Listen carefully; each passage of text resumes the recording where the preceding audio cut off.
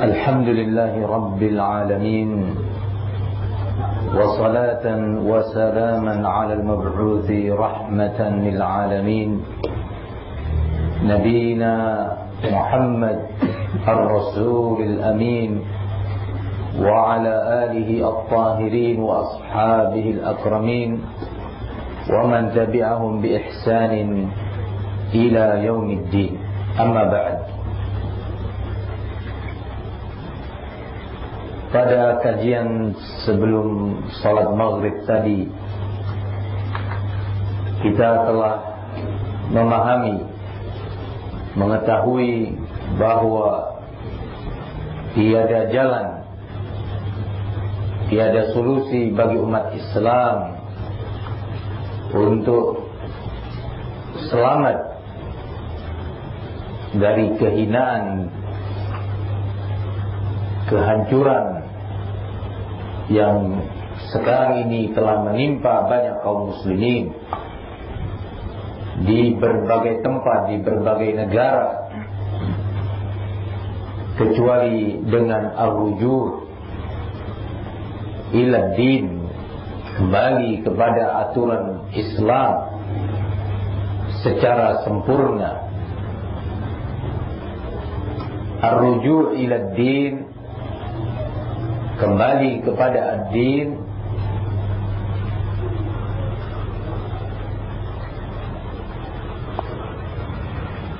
yang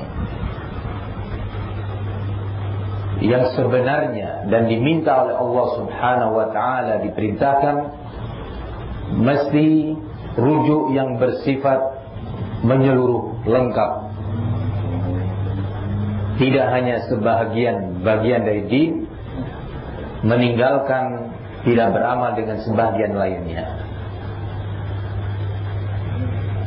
Hanya mementingkan serius dan sungguh-sungguh di satu bidang bagian ad-din, dia tidak beramal, tidak sungguh-sungguh, tidak serius dalam bagian lainnya dari bagian ad-din ini. Allah Subhanahu wa ta'ala mengatakan di dalam Al-Quran, ya ayyuhalladzina amanu dkhulu fis-silmi kaffah. Wahai orang-orang yang beriman, masuklah ke dalam Islam, beramallah dengan Islam secara menyeluruh. Akidahnya, tauhidnya, imannya, ibadahnya, akhlaknya, muamalatnya, dalam memahami Al-Quran, di dalam memahami hadis, secara menyeluruh dalam berdakwah. Demikian yang diminta oleh Allah Subhanahu wa ta'ala. Jangan meniru cara-cara al-Yahud yang Allah sebutkan di dalam Al-Quran, atu'minuna bi ba'dil kitab wa takfuruna bi ba'd. Apakah kalian hanya mau beriman kepada sebagian Alkitab, yaitu At-Taurat, dan tidak mau beriman, tidak mau beramal dengan sebagian lainnya? Nah, apa yang menurut logika mereka, ra'yu mereka, boleh diamalkan, mereka amalkan. Sebagian Alkitab yang lainnya, kalau menurut logika mereka, rasio mereka, ra'yu mereka, tak boleh diamalkan, maka tidak diamalkan. Ini mengikuti hawa nafsu. Nah, cara-cara al-Yahud. Sementara Islam dan kaum muslimin, cara berislam mereka adalah kafah, menyeluruh, sempurna. Nah, barakallahu fikum, ikhwani fid din rahimani wa rahimakumullah. Semoga Allah merahmati kita semuanya. Tentu tak mungkin seorang muslim boleh rujuk kepada ad-din dengan sebenar-benarnya, secara sempurna, meliputi seluruh bagian daripada ad-din sesuai yang diatur dan dibimbingkan oleh Allah Subhanahu wa ta'ala dan Rasulnya, kecuali hanya dengan satu jalan, satu sistem yang mesti ditempuh oleh setiap muslim, yaitu at-tafaqquh fid din, talabul ilm, belajar ilmu Islam. Mana mungkin dia bisa tahu akidah yang benar dan telah dinyatakan dia telah rujuk kepada ad-din dalam bidang akidah kalau dia tidak talabul ilmi dalam bidang akidah.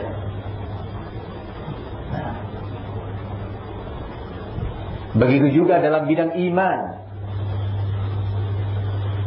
Tidak mungkin dia boleh kembali rujuk kepada ad-din dengan benar dan sempurna tanpa ada talabul ilmi. Demikian juga dalam bidang ibadah. Bagaimana mungkin seorang muslim bisa beribadah dengan benar, merujuk kepada din dalam urusan ibadah dengan benar, sempurna, tanpa ada talabul ilmi? Tidak mungkin. Ghairu ma'qul. Kenapa? Demikian Rasulullah SAW mengabarkan bahwasanya talabul ilmi merupakan jalan keluar bagi umat ini, solusi bagi umat ini untuk bisa rujuk kepada ad-din dengan baik.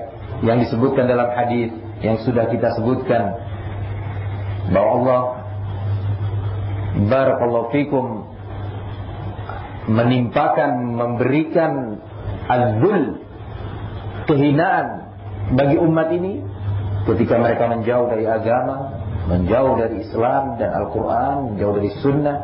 Tidak akan Allah angkat kehinaan ini, tidak akan Allah hilangkan dari umat ini kehinaan tersebut, kecuali kata Rasulullah, hatta tarji'u ila dinikum, sampai kalian kembali kepada aturan agama kalian.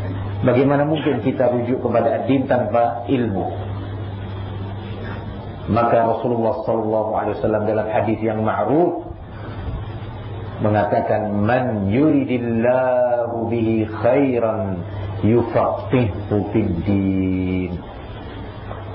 Barang siapa yang Allah kehendaki untuknya kebaikan, Allah faqihkan dia tentang urusan agamanya. Allah faqihkan dia tentang tauhid, faham dia. Oh, tauhid itu maknanya begini. Yang seperti ini berlawanan dengan tauhid. Ini adalah kesyirikan. Dia faham, dia mengerti, karena dia belajar. Allah jadikan dia faqih, Allah jadikan dia faham. Faqih maksudnya memahami, mengerti, berilmu tentang agamanya. Dia mengerti tentang makna-makna Al-Quran dan hukum-hukum yang terkandung di dalamnya, yang terdapat di dalamnya. Dia paham dan mengerti tentang tata cara ibadah, karena Allah faqihkan dia tentang ibadah. Kalau kita tahu ini hadis dalam riwayat lain yang diriwayatkan oleh Imam Tabrani dalam hadis yang sama, tetapi dalam riwayat Tabrani. Kalau yang tadi dalam riwayat Imam Al-Bukhari ada lanjutannya lebih lengkap.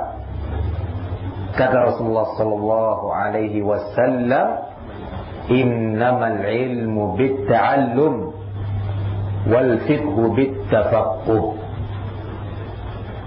Hanyalah ilmu itu bisa diraih, didapat dengan upaya proses belajar. Nggak mungkin ilmu didapat melalui mimpi. Nggak mungkin. Tak ada satu orang pun dari kalangan ulama yang berilmu melalui mimpi. Ya. Atau melalui bersemedi, bertapa. Apa kata orang Malaysia? Bersemedi. Pergi ke goa, pergi ke gunung, pergi ke laut, duduk, merenung, bertapa. Lah, ini bukan cara yang Islami. Bersuluk. Ini adalah cara-cara orang-orang Hindu, Buddha, Majus.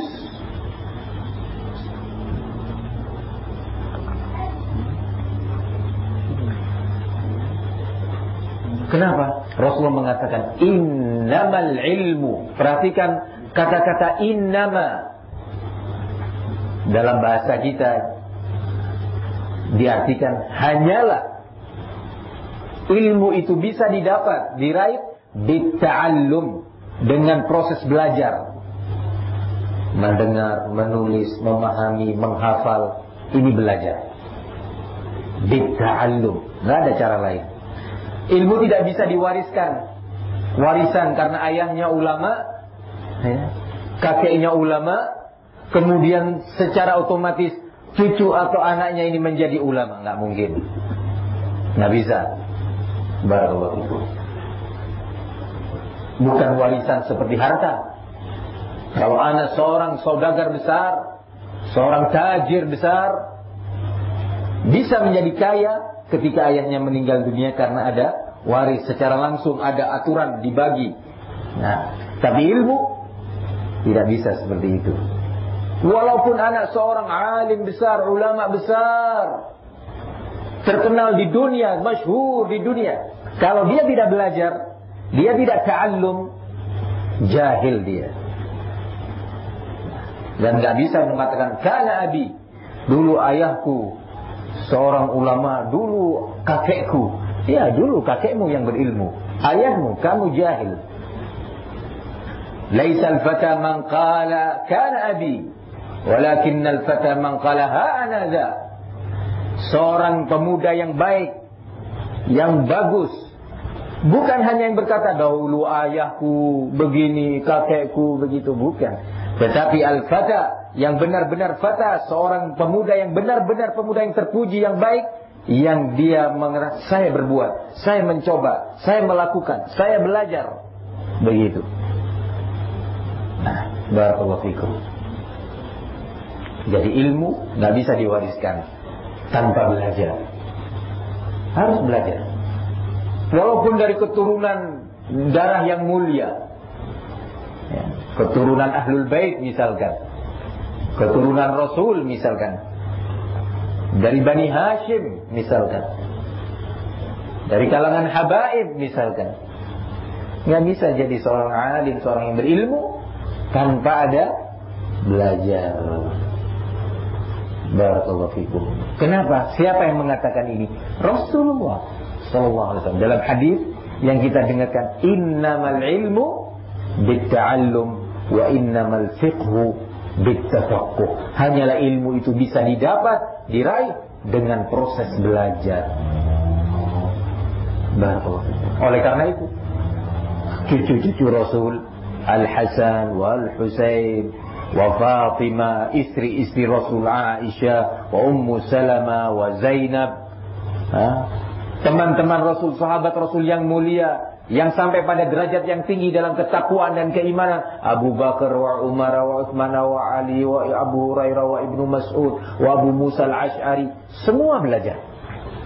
Duduk mendengar Rasulullah SAW menyampaikan ayat Al-Quran, tafsirnya, mendengarkan Rasulullah menyampaikan tentang fikih, tentang akidah, tentang jannah, tentang an-nar, tentang akhirat, tentang hari kiamat, tentang hukum-hukum muamalah seputar jual beli, sewa menyewa, semuanya belajar. Begitu juga at-tabi'un, murid-murid sahabat, Al-Hasanul Basri, Sayyid ibn al-Musayyib, Muhammad bin Sirin, Qatadah ibn Du'ama, Mujahid bin Jabr, Humaid bin Abdurrahman, dan yang lainnya, semua belajar. Barakallahu fikum.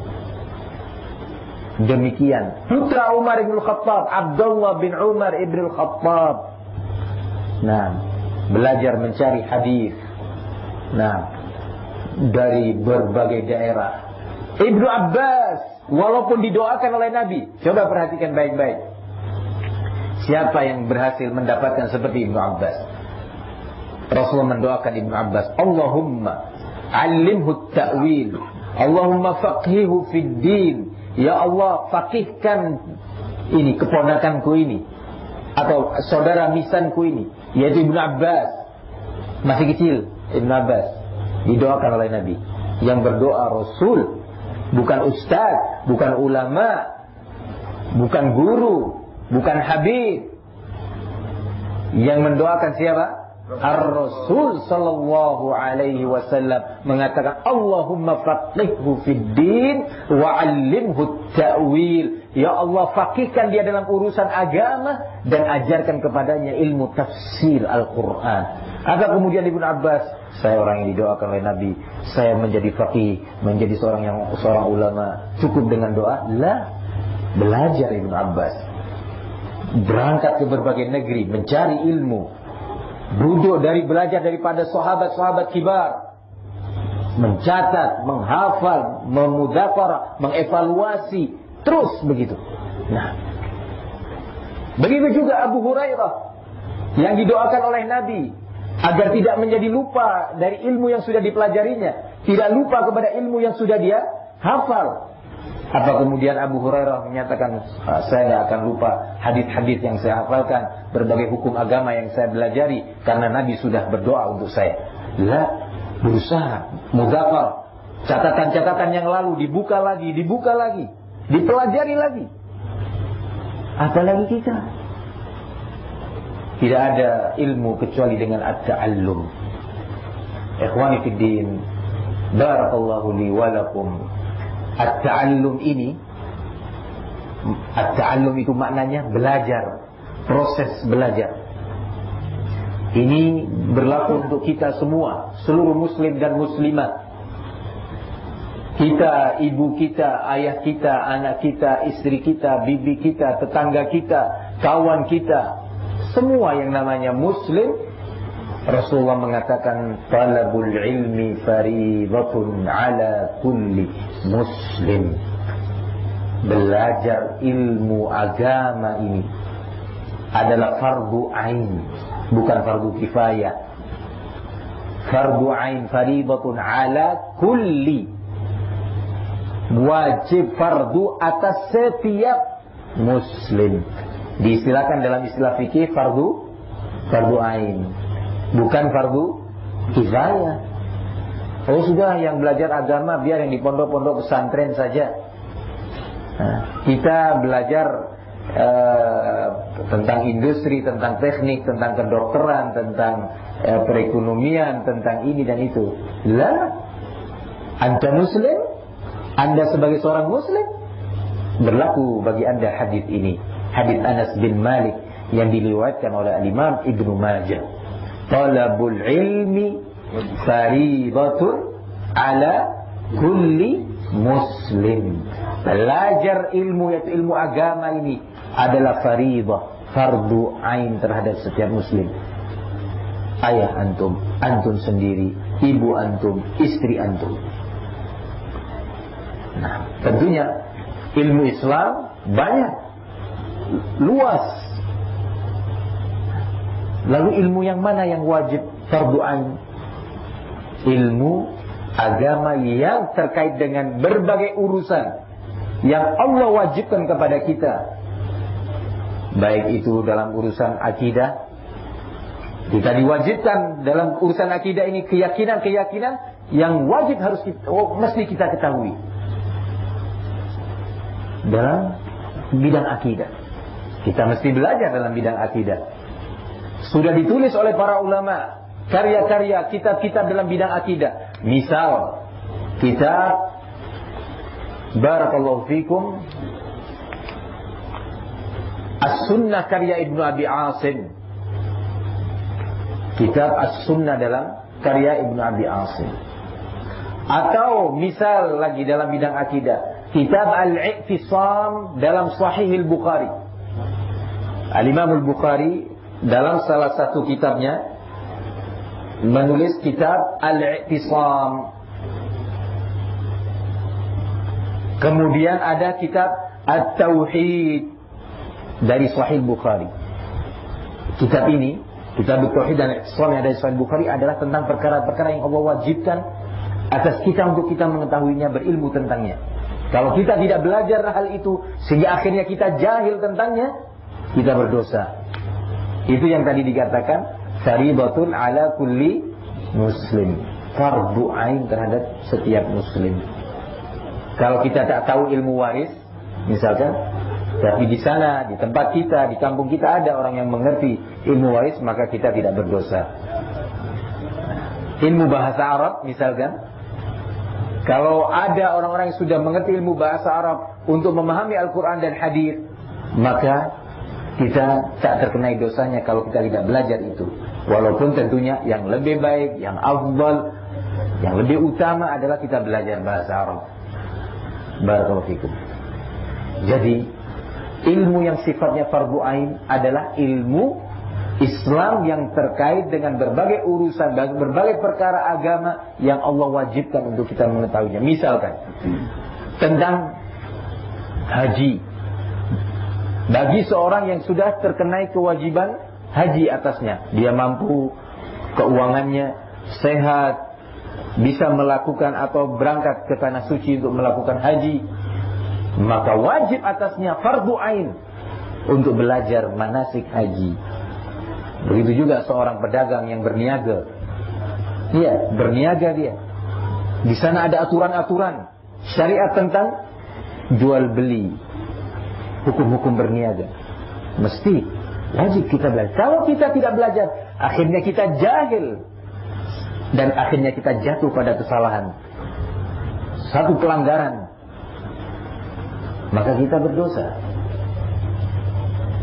Sekarang ini fasilitas untuk belajar, media untuk belajar banyak sekali. Maka dari itu, talabul ilmi faridatun ala kulli muslim. Jangan hanya kita, istri kita di rumah, ingatkan dia, wahai istriku, belajar kamu akidah, belajar kamu tentang tauhid, belajarlah kamu tentang ibadah, bagaimana kamu bisa sholat dengan baik, bagaimana kamu bisa bersuci, berwudu dan yang lainnya dengan benar, bagaimana kamu bisa bertauhid kepada Allah, selamat dari kesyirikan, bagaimana kamu bisa menunaikan kewajibanmu atas suami untuk suamimu. Belajar wahai istriku, belajar, diingatkan. Barakallahu fikum. Talabul ilmi faridatun ala kulli muslim.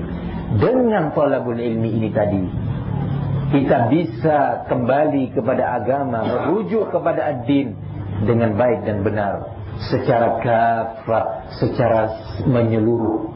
Nah, jangan sampai kita jahil dalam bidang tauhid. Kita tidak tahu ternyata ada sebuah permasalahan, sebuah perkara yang kita lakukan ternyata itu adalah kesyirikan. Atau kita jahil tentang masalah tauhid, masuk ke dalam rumah kita sebuah majalah yang di sana ada kesyirikan. Karena kita nggak tahu, kita baca, kita anggap suatu hal yang biasa aja, tidak mengandung dosa. Istri kita baca, putra atau putri kita baca, akhirnya dia jatuh kepada keyakinan yang mengandung kesyirikan. Kita yang bertanggung jawab, kita berdosa. Kenapa sebanyak? Karena kita jahil tentang tauhid. Barakallahu fikum. Begitu juga yang lainnya, hukum-hukum agama.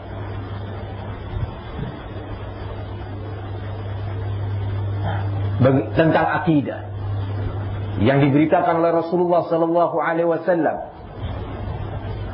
bahwa kaum muslimin, kaum mukminin akan melihat Allah di hari kiamat di jannah nanti.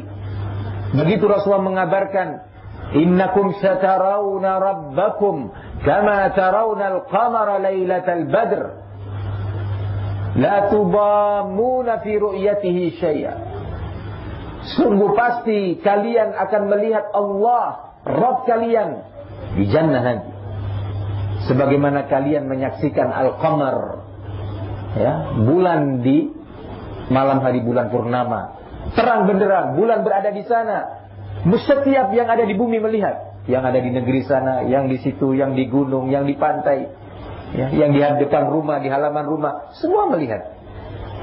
Nah, tidak ada yang terhalangi. Berita dari Nabi, kabar dari Rasul, semoga Allah takdirkan kita termasuk ahlul jannah yang akan melihat Allah subhanahu wa ta'ala. Karena kejahilan kita misalkan tentang permasalahan ini, kita belum pernah mendengar hadis ini. Karena kita sibuk dengan dunia, akhirnya kita tidak tahu berita dari Nabi, kabar yang itu adalah wahyu dari Allah subhanahu wa ta'ala. Akhirnya Ketika ada orang yang mengatakan kita insya Allah akan melihat Allah di hari kiamat. Bagaimana sih? Mana mungkin kita melihat Allah? Atau ternyata dia membaca sebuah tulisan, artikel ya, di surat kabar yang di sana ditampilkan akidah Mu'tazilah, akidah Asy'ariyah yang menentang, mendustakan, tidak mau beriman terhadap berita Rasul bahwa kaum mukminin akan melihat Allah Subhanahu wa taala. Akhirnya masuklah akidah Mu'tazilah ke benak dia, ke kalbu dia, ketika ada berita atau hadis dari Rasul dia tolak, tidak mau beriman. Kenapa? Karena dia tidak belajar, tidak talabul ilmi. Nah, ikhwani fid din rahimani wa rahimakumullah. Begitu juga seorang yang sudah berkeluarga, suami istri, mesti dan wajib belajar tentang hukum rumah tangga. Jangan sampai seperti yang terjadi pada sebagian rumah tangga kaum muslimin. Seorang suami sudah mengatakan cerai kepada istrinya, talak 10 tahun yang lalu, kemudian yang kedua 7 tahun yang lalu, kemudian yang ketiga 4 tahun yang lalu. Sudah 3 kali dia mengatakan cerai kamu wahai istriku. Tetapi dia tetap kumpul satu rumah, layaknya suami istri. Hadza zina. Mesti dia harus pisah dengan istri karena sudah menyatakan cerai 3 kali. Allah mengatakan di dalam Al-Quran, at-talaqu marratani fa imsakun bima'rufin aw tasrihum biihsan. Sesungguhnya talak itu hanya 2 kali yang diizinkan, dalam pengertian masih boleh menjadi suami istri. Tapi kalau sudah 3 kali, wa in talaqaha fala tahillu lahu min ba'du hatta tankiha zawjan ghairah. Kalau sudah dicerai yang ketiga, maka sudah tidak halal lagi istri tersebut sampai dia menikah dengan pria lain, dengan lelaki lain, dan cerai secara biasa, secara normal, kembali baru boleh. Tidak sedikit umat Islam yang jahil tentang hukum ini. Sudah 5, 6, 7 kali marah cerai, marah cerai. Na'udzubillah min dzalik. Berapa rumah tangga yang seperti ini di tengah-tengah masyarakat muslim? Banyak ustaz yang menyampaikan atau mendengar, mendapatkan laporan dari orang bertanya, soalan, Ustaz, saya sudah menyampaikan cerai pada istri saya sebanyak sekian. Subhanallah, sudah 7 tahun antum mengucapkan cerai 5 kali. Antum sadar? Sadar. Subhanallah. Apa sebabnya? Karena kejahilan. Jahil tentang hukum agama. Maka dari itu Rasulullah menyatakan talabul ilmi fariidatun ala kulli muslim. Dia tidak mengerti bahwa seorang suami yang mencerai istrinya ada iddah selama 3 bulan. Haram hukumnya seorang suami mengusir, menyuruh keluar istri dari rumah walaupun sudah dicerai yang pertama atau yang kedua. Kata Allah di dalam Al-Quran, askinuhunna, tetapkan dia tinggal di rumah kalian. Nah, boleh marah kemudian kita melanggar syariat karena marah, karena emosi, kemudian kita tidak mau beramal dengan Al-Quran. Al-Quran Allah mengatakan di sana, tetapkan dia tinggal di rumah kalian. Barakallahu fikum. Dan ada nafkah iddah namanya. Tetap memberikan nafkah untuk istri walaupun sudah dicerai selama 3 bulan.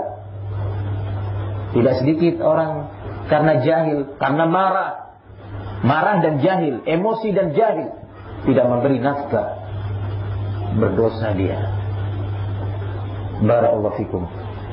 Maka dari itu, ikhwani fid din, azzani Allah wa iyyakum, betapa pentingnya talabul ilmi yang Allah sebutkan atau Rasulullah sebutkan dalam hadis, man yuridillahu bihi khairan yufaqihu fid din.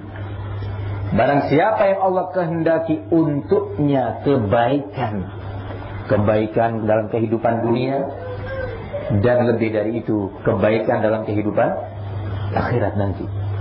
Allah selamatkan dari azab. Ketika di dunia dia bisa beribadah kepada Allah dengan baik dan benar, bisa bermuamalah dengan manusia dengan baik dan benar, bisa berakidah dengan akidah yang lurus, yang mustaqim, maka Allah faqihkan dia dalam urusan agamanya. Ikhwan fillah, tentu talabul ilmi, belajar agama itu tidak mungkin bitamanni, hanya dengan angan-angan saja. Belajar dalam sehari 30 menit, ya. Kemudian dalam sebulan ingin menjadi seorang ulama. Nah, mungkin instan. Tahu instan? Segera jadi. Lah, talabul ilmi mesti ada pengorbanan, mesti ada upaya, lelah, mata ini mengantuk, badan kita capek, bahkan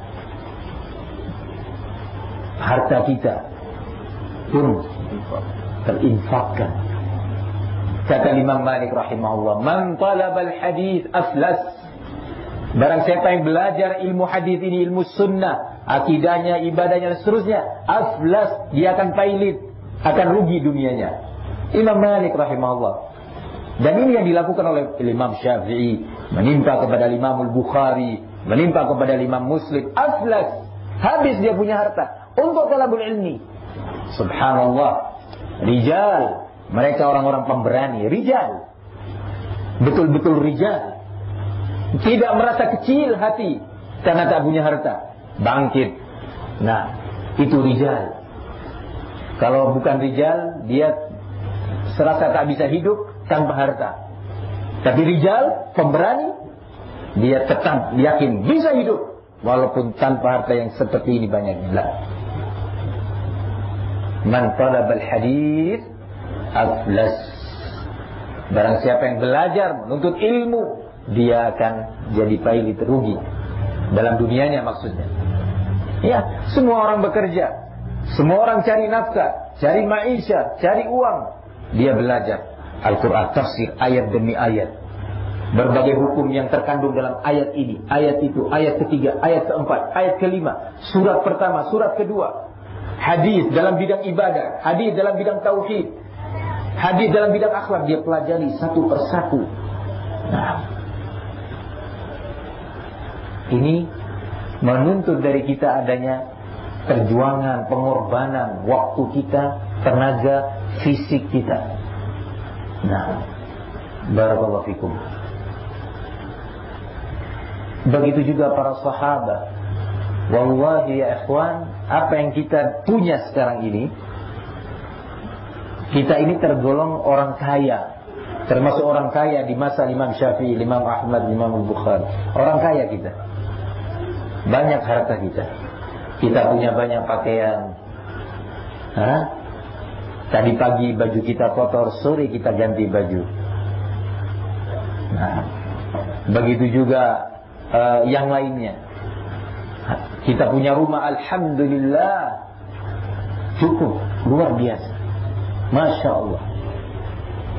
Imam Malik rahimahullah, di suatu hari beliau ingin belajar menuntut ilmu hadis, pergi ke satu daerah yang jauh, yang memerlukan nafkah, mesti dia menafkahkan uangnya, dia tak punya uang, bingung apa yang harus dilakukan, apa yang mesti dia lakukan. Uang tak ada, tapi ilmu mesti dia kejar, mesti dia cari, mesti belajar. Sampai akhirnya dia duduk termenung, lihat kanan, lihat kiri di rumahnya. Dia melihat ke atap ini, subhanallah, ini atap bisa dijual ini. Maka akhirnya beliau turunkan atap di rumahnya itu, pergi ke pasar, dijual untuk mencari hadis. Kata kita ini yang materialistis, ya, masa begitu, bodoh dia, gila dia, kenapa begitu? Tapi orang-orang yang mengerti dunia, hinanya dunia, itu merupakan suatu amalan yang luar biasa nilainya di sisi Allah Subhanahu wa ta'ala. Dijual, berangkat dia. Nah, bawa makanan, bekal, naik ontanya, berangkat. Nah, ikhwani fid din, azani Allah wa iyyakum. Kisah yang semisal ini dari para ulama salaf banyak sekali. Kita mesti banyak membaca sejarah mereka agar kita tidak merasa kecil hati, tidak merasa minder ketika kita miskin. Masih ada orang-orang yang lebih miskin dari kita. Dan yang lebih miskin itu orang-orang yang ketakwaannya di atas kita, ibadahnya jauh mendahului kita, lebih banyak, tapi miskin. Kalau seandainya harta itu bisa diraih, didapat karena takwa, ya, kita kan sering, wa may yattaqillaha yaj'al lahu makhraja wa yarzuqhu min haitsu la yahtasib. Barang siapa yang bertakwa kepada Allah, pasti niscaya Allah berikan jalan keluar baginya, solusi dari problemnya, dan pasti Allah berikan kepadanya rizki dari jalan yang tidak dia kira, tidak dia sangka. Mesti dia berharap jangan-jangan nanti ada. Subhanallah, kalau seandainya harta itu bisa didapat dari takwa, tentu Anas bin Malik yang memiliki banyak anak, Al-Imam Al-Bukhari, Malik bin Anas, Syafi'i lebih kaya dari kita. Lebih kaya dari kita karena mereka lebih bertakwa. Tapi subhanallah, mereka adalah orang-orang yang rijal, betul-betul rijal. Nah, ikhwani fid din rahimani wa rahimakumullah, maka betapa pentingnya kebiasaan thalabul ilmi ini dihidupkan kembali, dibangkitkan di tengah-tengah umat. Kalau umat seperti ini, umat Islam seperti ini, maka Allah akan berikan kejayaan. Oh ya, mesti ada yang belajar ilmu kedokteran. Nanti bagaimana kalau kita sakit? Siapa yang akan memberi obat kepada kita? Kita harus atau mesti belajar ilmu teknik supaya bisa bikin pesawat, pesawat terbang, pesawat tempur. Insya Allah gak sulit itu semua. Yang terpenting keimanan, ketakwaan, amal saleh, ilmu tentang din. Nah, barakallahu fikum. Berbagai fitnah yang menimpa umat sekarang ini, antum perhatikan apa yang terjadi di berbagai negara. Yang sekarang sering diberitakan apa yang terjadi di Mesir misalkan, ya kan? Fitnah luar biasa. Semoga Allah selamatkan negeri kita. Allah jauhkan fitnah dari negeri kita tinggal ini. Allah jaga pemerintah kita, pemerintah Malaysia. Allah beri hidayah untuk kembali kepada Al-Quran dan Sunnah. Masyarakat Muslim di negeri ini Allah beri hidayah untuk mau dan beramal dengan Al-Quran dan Sunnah. Demikian. Antum perhatikan sekarang, fitnah terjadi. Berapa banyak darah yang sudah tertumpah, jiwa yang sudah dibunuh. Banyak. Tak merasa aman, sekolah tak bisa sekolah, bekerja tak bisa bekerja. Khawatir terhadap jiwanya dan keluarganya. Subhanallah, na'udzubillah. Nah, ikhwan fillah, sebabnya apa? Al-jahl. Kejahilan tentang agama. Padahal mudah masalahnya. Ketika sekarang terjadi, tentunya sebelum itu Al-Quran dan Sunnah mengajarkan kepada kita, kalau kita mendapatkan seorang pemimpin, penguasa, pemerintah yang zalim, yang tidak adil, yang hanya mementingkan kepentingan dirinya, keluarganya dan partinya, apa kata syariat Islam? Apa kata Rasulullah? Sabar. Iya, sabar dan tetap taat kepada pemerintah dalam hal yang ma'ruf, bukan dalam hal yang mungkar. Tetap sabar, tunaikan kewajiban kita untuk pemerintah, dan mintalah hak kita yang dirampas oleh mereka, yang diambil oleh mereka, kepada Allah Subhanahu wa ta'ala. Demikian Rasulullah membimbing kepada. Tapi karena umat ini jahil terhadap bimbingan Rasul, akhirnya Sebelum yang terjadi sekarang ini, terjadi demonstrasi, pembunuhan demi pembunuhan, menuntut, meminta agar penguasa ini berhenti, turun. Di sana karena kehidupan demokrasi ada lawan-lawan politik yang sebagian daripada partai-partai politik tadi telah berada di bawah kendali Yahudi, Amerika. Kasih uang, bermusuhan sesama Muslim satu dengan lainnya, ya. Membunuh sesama Muslim. Yang ini membunuh yang itu mengancam sana, mengintimidasi yang ini. Sesama Muslim, Amerika, Yahud melihat, bertepuk tangan. Terus. Ini kurang, partai ini tak punya uang, kasih. Nah, yang itu kirim intelijen untuk mengadu domba. Kenapa sebabnya? Jahil terhadap syariat. Rasulullah menyatakan, kalau kalian mendapati pemimpin kalian yang zalim, yang jahat, sabar. Nah, akibat tidak sabar, umat bisa dimanfaatkan oleh Yahudi. Nah, dengan intelijen, jangan dikira di Malaysia tidak ada intelijen CIA. Banyak bertebaran. Jangan dikira. Mencari kelemahan umat Islam untuk diprovokasi, menentang, membangkang pemerintah, memberontak kepada pemerintahnya. Kalau sudah ada pemberontakan, tidak aman lagi. Nah, pembunuhan di sana di sini. Barakallahu fikum. Begitu setelah terjadi yang kedua ini, ya, dalam bahasa kata orang Indonesia kudeta, ya, pemberontakan militer yang terjadi, menang militer, berkuasa militer sudah. Apa syariat Islam mengatakan? Bagaimana para ulama salaf membimbing orang-orang saleh, membimbing kita? Kalau penguasa sudah berkuasa, walaupun dengan cara yang batil, pemberontakan itu batil, sudah wajib taat, sabar. Nah, ini gak terima, bangkit, mengatasnamakan Islam lagi, mengatasnamakan jihad. Lah, bukan jihad, itu kursi yang dikejar, kursi pemerintahan, uang. Bukan jihad, bukan ya akhi, bukan jihad. Nah, akhirnya umat diprovokasi. Berapa ribu sudah yang mati. Kalau dia sayang kepada umat Islam, setelah dia dikalahkan, dia sabar.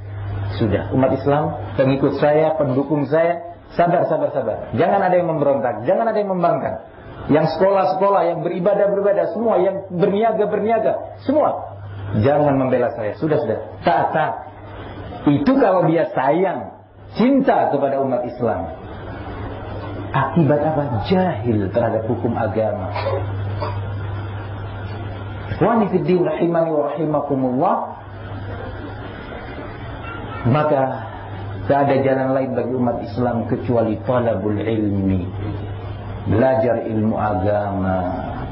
Nah, berapa waktu lagi ke salat Isya? Sudah hampir. Berapa? 5 menit, 2 menit? Sudah masuk. Ya, sudah masuk. Jam 7 lewat berapa? Nah, 8:10. Kita azan. Dalam kesempatan ini kita azan berapa menit lagi? 5 menit? Sudah masuk. Sudah masuk? Kita azan dulu. Nah, foto.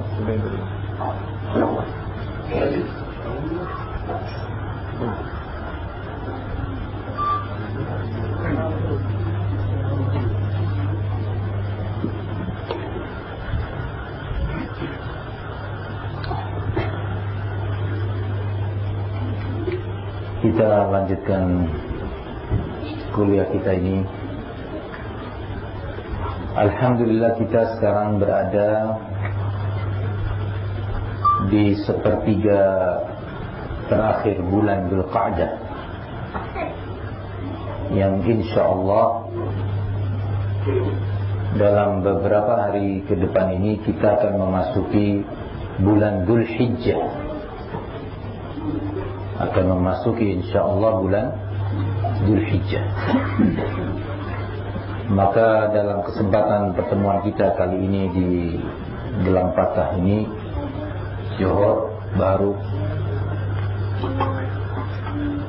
penting untuk saya mengingatkan diri saya pertama, kemudian antum semuanya, bahwa bulan Dzulhijjah adalah salah satu bulan mulia dalam Islam. Terkhusus di awal atau 10 hari pertama bulan Dzulhijjah adalah kesempatan untuk kita beramal sebanyak-banyaknya. Ar-Rasul sallallahu alaihi wasallam, dan ini juga tolong diingatkan putra-putri kita, para istri kita. Ar-Rasul sallallahu alaihi wasallam dalam hadis yang diriwayatkan oleh Imam Al-Bukhari dari sahabat Abdullah bin Abbas radhiyallahu anhuma berkata, "Ma min ayyamin al-amalu salihu fiha ahabbu ila Allah min hadhihi al-ayyam al-'ashr." Qalu wala al-jihad fi sabilillah ya Rasulullah. Qala wala al-jihad fi sabilillah illa rajulun kharaja bimalihi wa nafsihi wa lam yarji' min dhalika syai'un. Tiada hari-hari yang amal-amal saleh padanya, yang dilakukan pada hari-hari tersebut, lebih Allah cintai, lebih Allah sukai dibandingkan 10 hari pertama bulan Dzulhijjah. Amal-amal soleh yang dilakukan pada 10 hari pertama bulan Dzulhijjah lebih Allah cintai dibandingkan di hari-hari lainnya. Melihat berita ini, mendengar berita ini, para sahabat bertanya kepada Nabi, walal jihad fi sabilillah ya Rasulullah, lebih Allah sukai dibandingkan jihad sekalipun? Amal soleh yang dilakukan pada 10 hari pertama ini, Rasulullah termasuk lebih disukai oleh Allah dibandingkan jihad fi sabilillah, kecuali, ini yang lebih Allah cintai, kecuali seorang pergi ke medan tempur, ke medan jihad dengan harta dia beli kuda sendiri dengan uang dia, tidak menunggu uang dari pemerintah, dari waliul amr atau sedekah. Dia punya uang, beli kuda, beli pedang, beli senjata sendiri, bekal makannya sendiri, tidak menunggu dari zakat dan yang lainnya. Dan dengan jiwa dia berangkat ke medan jihad, kemudian tak sedikit pun dari itu semua kembali. Hartanya tidak ada yang kembali, kudanya habis, mati, pedangnya habis, bekalnya habis, dan dia pun mati di medan jihad. Ini yang lebih Allah cintai. Tapi kalau seorang berjihad, uangnya bukan dari dia, uangnya dari pemerintah misalkan, atau dari kawan, dari seorang yang bersedekah, ya, maka yang seperti ini masih kalah dengan yang amalan soleh yang dilakukan pada 10 hari pertama bulan Dzulhijjah. Amalan soleh yang bisa dilakukan zikrullah, banyak berzikir kepada Allah, tasbih, tahmid, takbir, subhanallah, walhamdulillah, wala ilaha illallah, Allahu Akbar. Dia baca di waktu pagi, siang, petang, subhanallah, walhamdulillah, wala ilaha illallah, Allahu Akbar. Atau zikir subhanallah wa bihamdi subhanallahil azim. Diulang lagi dibaca, beristighfar, astaghfirullahal azim alladzi la ilaha illa huwal hayyul qayyum wa atubu ilaih, astaghfirullahal azim, astaghfirullahal azim. Zikir pagi, zikir petang, membaca Al-Quran yang biasanya sehari dia membaca hanya 1 juz, pada 10 hari pertama bulan Dzulhijjah membaca 2-3 juz, Di pagi hari dia baca, di waktu duha dia baca, waktu dia di kantor bekerja dia cari kesempatan membaca, ketika dia di sore hari membaca. Dia minta istri di rumah, wahai istriku, baca Al-Quran, baca Al-Quran. Ketika dia bekerja, dia telepon istri, jangan lupa, ini adalah 10 hari pertama bulan Dzulhijjah. Banyaklah kamu wahai istriku beristighfar kepada Allah Subhanahu wa taala, bertasbih, bertahmid, ambil wudu, berwudu segera, baca Al-Quran, salat duha, salat sunnatul wudu, berwudu 2 rakaat, berwudu kemudian salat 2 rakaat. Bersedekahlah pada hari-hari ini, berinfak. Nah, talabul ilmi termasuk ibadah.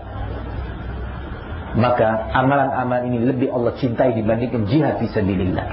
Ya subhanallah, siapa yang tidak kenal keutamaan jihad? Amalan Islam yang tertinggi jihad fisabilillah. Berbagai ibadah, berbagai tafarrud dan amal soleh yang dilakukan pada 10 hari pertama bulan Dzulhijjah, kata Rasulullah, lebih Allah cintai. Maka insya Allah dalam beberapa hari ke depan kita akan memasuki 10 hari pertama bulan Dzulhijjah. Di antara amalan yang disyariatkan pada 10 hari pertama bulan Dzulhijjah adalah adanya saum yaumi Arafah, berpuasa pada hari Arafah, yaitu tanggal 9 Dzulhijjah, di saat saudara kita melakukan wukuf di mana? Di Arafah. Rasulullah SAW mengatakan dalam hadis yang diriwayatkan oleh Imam Muslim dari sahabat Abu Qatadah Al-Ansari radhiyallahu anhu, "Shaumu yaumi Arafah yukaffir as-sana al-madiyah was-sanata al-qadimah aw al-atiyah al-baqiyah." Puasa pada tanggal atau pada hari Arafah adalah menghapuskan dosa yang terjadi, yang dilakukan pada setahun sebelumnya, dan dosa yang dia lakukan pada tahun yang akan datang. Nah, maka perhatikan baik-baik hal ini. Siapkan mulai sekarang kita untuk menyambut 10 hari pertama bulan Dzulhijjah. Sebagian fuqaha berbeda pendapat, mana yang lebih afdal, mana yang lebih utama, 10 hari terakhir bulan Ramadan dengan 10 hari pertama bulan Dzulhijjah. Mana yang lebih utama? Tentunya seorang muslim dua-duanya utama, afdal, bagus. Tetapi mana yang lebih utama? Sekadar untuk kita tahu ilmu. Maka pendapat yang nampaknya lebih kuat, wallahu ta'ala a'lam, bahwa kalau malam harinya lebih utama 10 hari terakhir bulan Ramadan, karena di situ ada malam Lailatul Qadar. Tapi siang hari lebih utama 10 hari pertama bulan Dzulhijjah. Nah, ini dari beberapa pendapat yang ada, wallahu a'lam bissawab. Allah yang tahu mana yang benar. Maka dari itu, berdoalah kepada Allah untuk diberi taufik agar bisa beramal pada 10 hari pertama bulan Dzulhijjah. Di antara yang penting untuk diketahui oleh setiap muslim pada 10 hari pertama bulan Dzulhijjah adalah hadis yang diriwayatkan oleh Imam Muslim rahimahullah atau Imam Al-Bukhari rahimahullah dari sahabat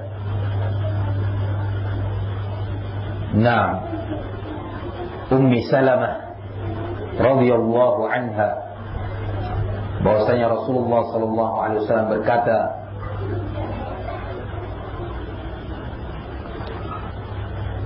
"Idza dakhala al-'ashr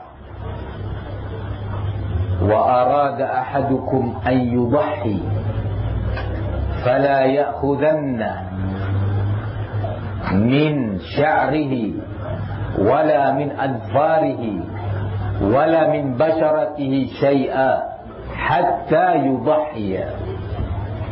Jika telah masuk 10 hari pertama bulan Dzulhijjah, kemudian salah seorang di antara kalian hendak menyembelih kurban, maka jangan memotong rambutnya, atau baik rambut kepala ataupun yang lainnya.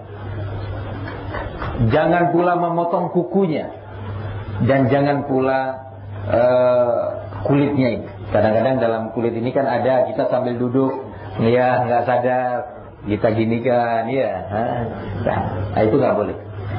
Jangan, sedikit pun jangan, kata Rasulullah SAW.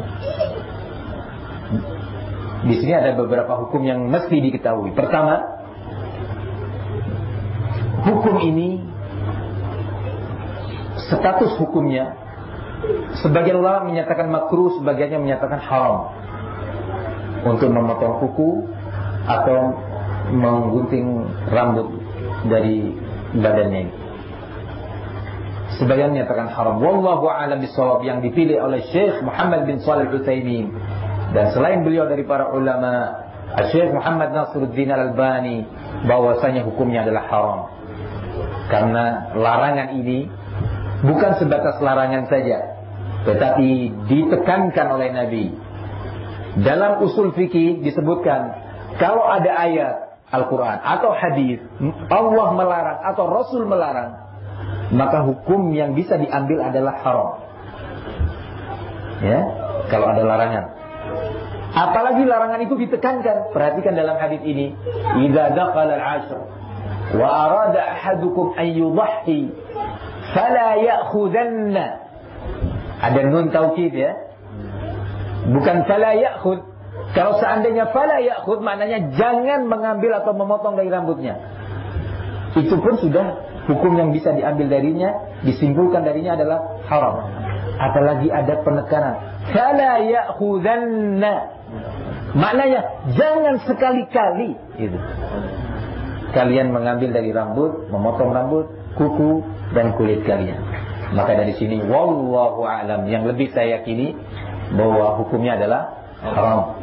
Nah, kemudian yang mesti juga diketahui dari hadis ini, bahwa hukum ini berlaku bagi seorang yang ingin menyembelih kurban. Bagi seorang yang ingin menyembelih kurban.